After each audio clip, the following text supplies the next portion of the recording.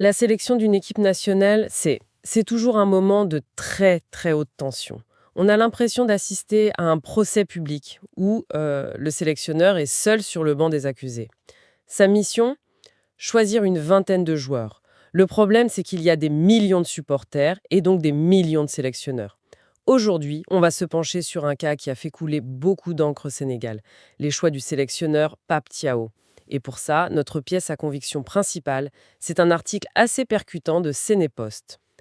L'objectif, c'est de décortiquer les arguments pour comprendre pourquoi la non-sélection d'un certain Ousmane Sow a vraiment mis le feu aux poudres. Oui, et c'est un cas d'école parfait en fait. On n'est pas juste dans une analyse de foot. Cet article illustre vraiment bien la dynamique, ce rapport de force symbolique entre un technicien, un coach, et la passion populaire qu'il est censé incarner. C'est un texte qui questionne la légitimité d'un choix, pas seulement son efficacité. Le foot devient presque politique. Alors, ouvrons le dossier. Le premier point, la première charge retenue par l'article.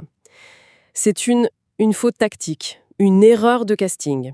L'auteur affirme que Pape Thiaw n'aurait jamais dû appeler le milieu de terrain Mamadou Lamine Camara. À la place, il aurait fallu Ousmane Sow. Pourquoi Thiaw? Qu'est-ce qui cloche dans ce choix selon lui? Alors, l'argument de l'auteur, c'est assez simple. C'est presque mathématique. Il y a beaucoup trop de monde au milieu de terrain. Il décrit le milieu sénégalais comme une salle d'attente de luxe, si tu veux.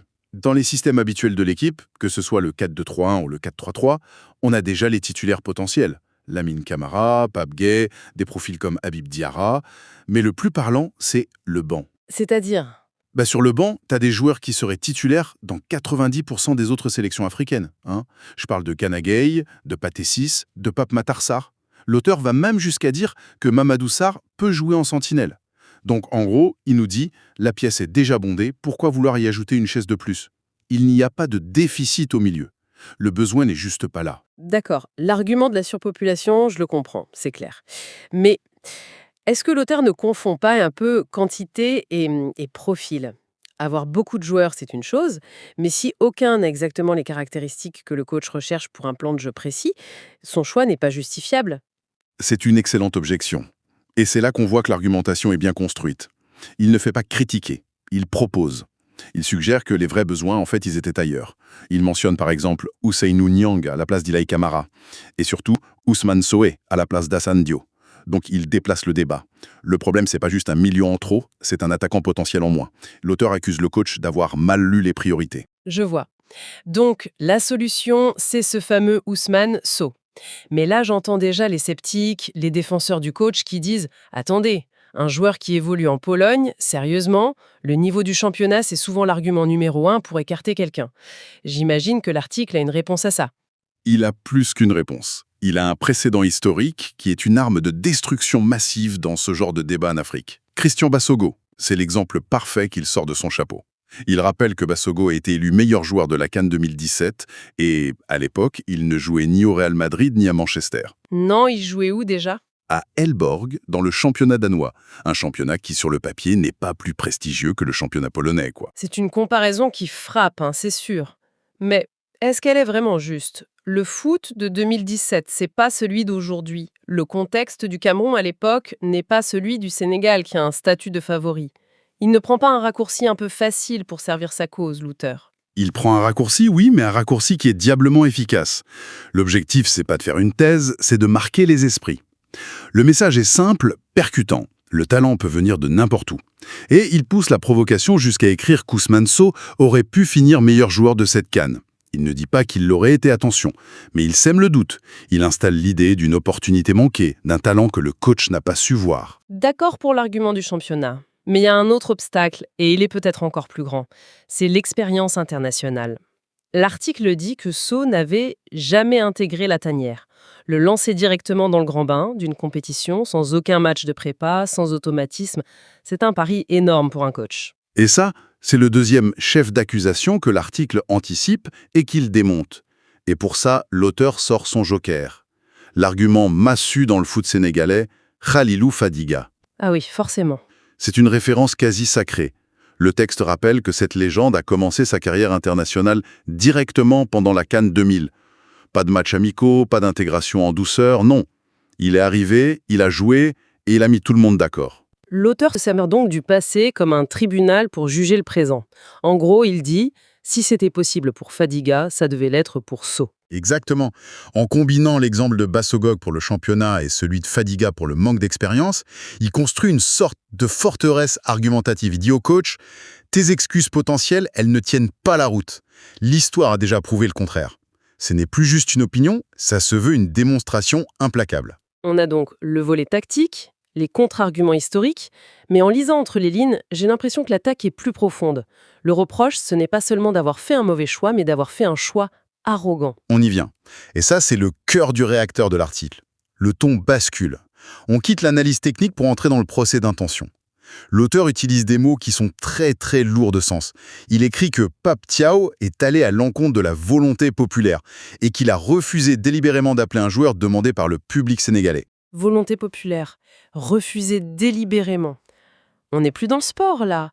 Refuser délibérément. Ça sous-entend une intention, une forme d'entêtement. Ce n'est pas une erreur, c'est un défi. C'est précisément ça. Et ce qui est fascinant ici, c'est que la critique transforme la décision en un acte politique. L'article ne dit pas « le coach s'est trompé », il dit « le coach a choisi de nous ignorer ». Donc la décision est présentée comme une rupture de contrat. Le contrat de confiance qui lie un sélectionneur à sa nation. Ça devient une affaire d'orgueil. Mais je vais me faire l'avocate du diable une seconde. Un sélectionneur, il n'est pas justement payé pour faire des choix difficiles, impopulaires. S'il se contentait d'écouter la clameur publique, il serait un manager d'opinion, pas un stratège. Son rôle, c'est d'avoir une vision que les autres n'ont peut-être pas. Absolument. Et c'est toute l'ambiguïté du poste. Sauf que l'article présente la situation différemment. Il ne s'agit pas d'un coach qui prend une décision impopulaire mais tactiquement géniale. Non. L'auteur a passé toute la première partie à essayer de prouver que le choix était, en plus d'être impopulaire, tactiquement illogique. Et c'est la combinaison des deux qui rend la critique si virulente. Le coach est accusé d'avoir eu tort sur le fond et sur la forme. D'accord, c'est une double peine en quelque sorte. Et quelles sont les conséquences de ce crime de lèse-majesté populaire d'après l'auteur? La conclusion est très très habile. Puisque le coach a pris ce pari contre l'opinion publique, la pression est maintenant entièrement sur les épaules des joueurs qu'il a choisis. Le texte le dit noir sur blanc. Ces joueurs appelés en renfort devront donner raison au coach. Le fardeau de la preuve, c'est pour eux. C'est terrible pour eux, ça. Ils ne doivent pas seulement bien jouer pour l'équipe, ils doivent aussi jouer pour justifier leur propre présence et valider la décision de leur entraîneur. Chaque ballon perdu sera vu comme une validation de la critique initiale. C'est un poids immense. L'auteur crée une situation où le terrain devient le seul tribunal. Chaque action des joueurs choisis sera scrutée à travers le prisme de « est-ce que Sou aurait fait mieux ?» Leur succès, ce ne sera pas seulement le leur, ce sera la rédemption du coach. Et leur échec, ce sera la confirmation de sa faute. Le procès est ouvert, et ce sont ces joueurs qui vont devoir plaider pour lui. Alors, si on fait le bilan de ce réquisitoire, on a une critique en 3 temps. D'abord, l'accusation principale, une erreur tactique, un déséquilibre. Ensuite, une défense qui anticipe et démolit les contre-arguments avec des figures historiques fortes, Bassogo et Fadiga. Et enfin, le mobile du crime, un acte de défi, une rupture délibérée avec la volonté populaire. Oui, et si on prend un peu de recul, cet article est un miroir grossissant de la pression folle qui s'exerce sur un sélectionneur national. Ça montre que la légitimité d'un coach, elle ne repose pas que sur ses compétences, sur sa tactique, elle dépend aussi de sa capacité à naviguer dans les eaux très agitées de la passion collective. Faut-il écouter, ignorer, dialoguer? Il n'y a pas de bonne réponse en fait. C'est un dilemme insoluble. Exactement. Faut-il prendre les joueurs les plus populaires, ceux que tout le monde réclame, ou faut-il prendre des joueurs moins connus, moins sexy peut-être, mais qui correspondent parfaitement à une pièce précise du puzzle tactique que tu veux mettre en place? C'est le débat éternel entre le talent individuel et la cohésion du collectif. Et tout ça nous amène une dernière pensée, une question que l'article laisse un peu en suspens. Comme on l'a dit, l'auteur reporte toute la responsabilité sur les joueurs sélectionnés. Leur succès, c'est la seule porte de sortie pour le coach. Et ça soulève une question qui va bien au-delà de ce cas précis, je trouve.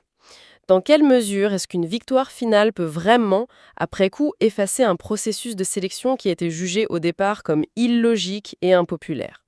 Est-ce que le résultat absout de tout, ou est-ce que, même dans la victoire, la controverse laisse une trace, une cicatrice, un « et si » qui continue de hanter le débat? C'est une réflexion sur la manière dont on juge les décisions, sur leurs conséquences seulement, ou aussi sur leur logique de départ.